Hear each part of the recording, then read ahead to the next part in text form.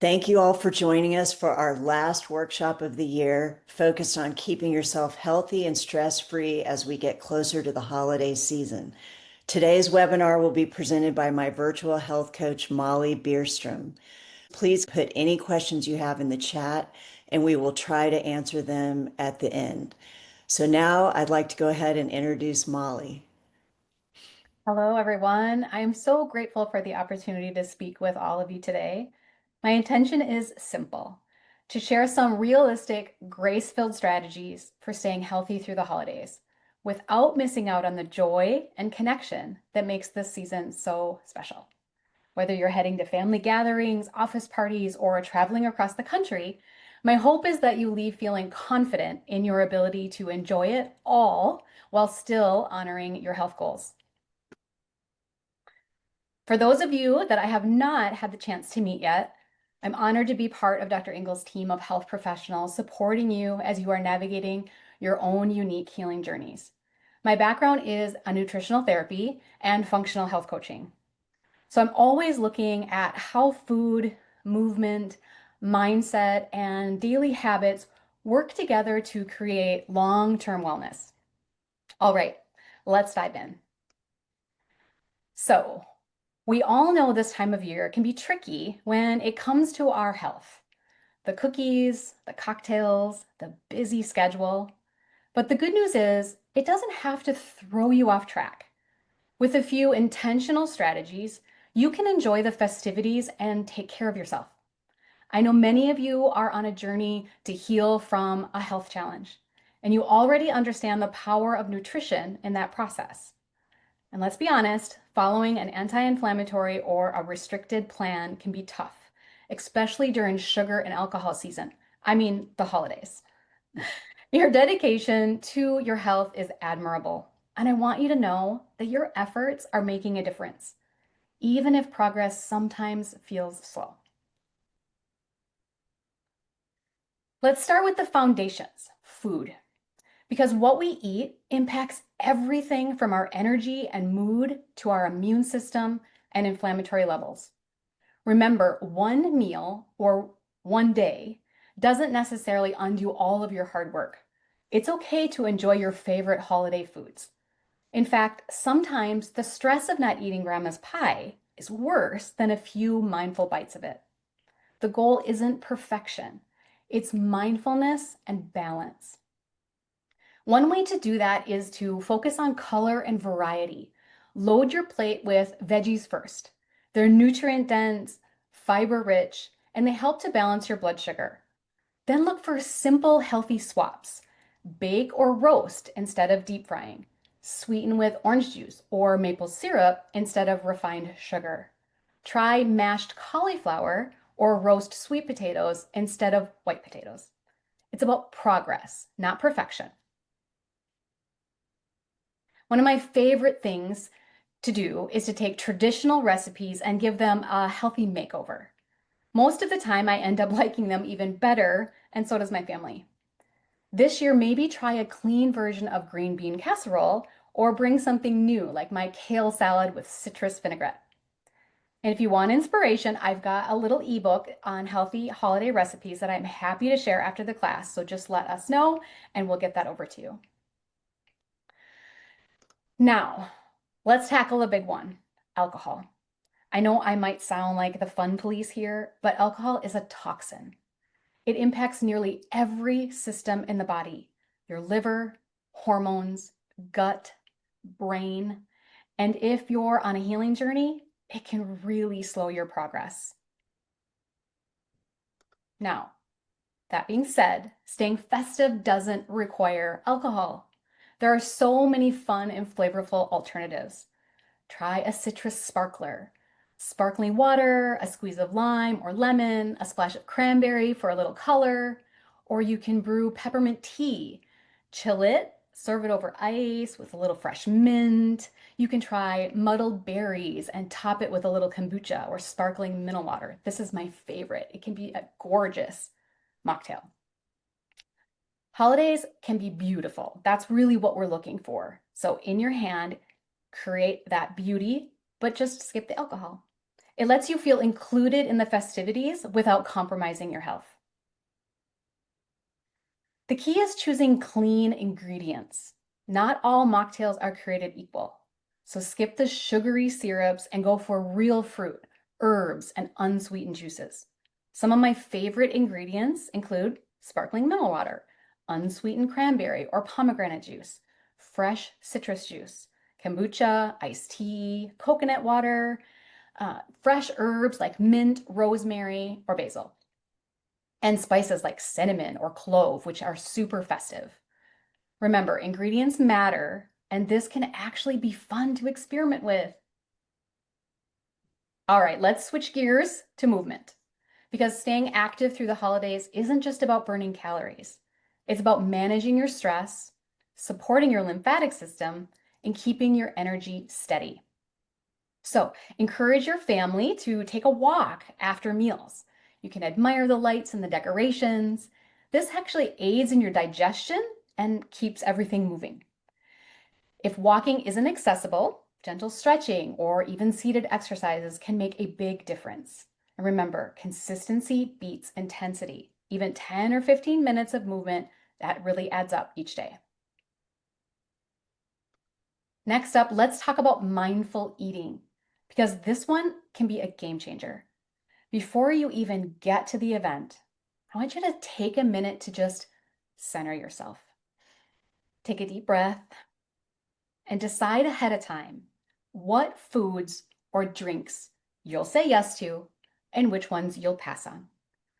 This plan gives you confidence to say no thank you without guilt or awkwardness. Once you're at the table, slow down. Again, take another deep breath. Notice the flavors. Enjoy the conversation between bites. And if you have to sometimes outside of your usual plan, if you have a little bit of something extra, give yourself some grace. One choice doesn't define your progress. How you respond afterwards does. So for those of you that are on a stricter dietary regimen or that have stricter dietary needs, a little preparation can go a long way. Communicate with your host ahead of time. Offer to bring something that fits your needs. Eat a small, balanced meal before you even go if you're unsure about what the food options are. That way you won't be tempted to snack and eat things that you know are not going to serve you well. Focus on the social side of it, the people, the laughter, the connection. Your health journey is unique, and it's okay to do things differently than others. So, to wrap things up, staying healthy during the holidays really comes to balance, preparation, and self-compassion. Nourish your body with colorful, real foods, move in ways that feel good, hydrate, rest, and give yourself permission to enjoy the season. You've worked so hard on your health. You deserve to feel well and celebrate. Before we wrap up, I'd love to hear from you. What's one challenge you're anticipating this holiday season that we can talk through together? I was going to ask you, my own challenge is going to Mexican restaurants. So I'm about to have to do that this weekend. Do you have any tips for me to prepare so I don't give in to the chips and the queso and all that stuff? That can be such a challenge. Chips are definitely my kryptonite, and queso and guac, that kind of sends me right over as well. What I would recommend is don't go hungry, right? So that you're not as tempted to do that. And if you can slide, if everyone is getting chips and queso, like slide it across so it's quite a reach for you to get it, right? That can be just some strategic planning in that. And just make a decision that you're committed when you get in there, that I'm going to refrain from that. That can be the best choice. And then choosing something from the menu that you know is going to be good and nourishing. And if you have one or two chips, you can give yourself a little bit of grace and just enjoy those one or two chips, eat them really slow, nibble on it, make that one chip really last. And then again, just give yourself a little bit of grace. All right. Can you see the chat? I see. Thanksgiving is my favorite dinner. Do you think a good sweet potato stuffing option would be good? Yeah, there are lots of different options that you can do for stuffing. Stuffing is my favorite. Thanksgiving is my favorite holiday too, by far. I love to cook the meal, all of that. And I tend to make a gluten-free. So I'll get like a gluten-free or a sourdough to make stuffing, but you could definitely try a sweet potato stuffing option. That would be delicious. A little bit different of a twist. There's lots of different healthier versions of that online. I'll see if I can't find you recipe for that. All right. I will host my grown kids for several days around Christmas. I will have a hard time not making some of the family favorites, including desserts and lots of carbs. Yeah, absolutely. It can be really hard because those are traditions and your kids are really wanting those things, right? They're expecting them. There are some that you can sneak and make different, make like the green bean casserole is a really favorite in my house. And so I've learned how to make that from scratch with real ingredients. So really not taking the can of crema, whatever mushroom soup that you pour over that, right? And getting, you can make your own cream mushroom soup, which is extra, but they do have a clean organic version that you can look at. So just look at ingredients and see where can I implement a little cleaner version of it and still keep some of those same traditions? Maybe instead of putting marshmallows on top of the sweet potatoes, you're switching that up and you're doing cinnamon and a little bit of maple syrup instead. At least they're real ingredients versus some of the canned processed foods that we're used to incorporating into Thanksgiving. And what about your favorite healthy holiday sweet treat or recipe?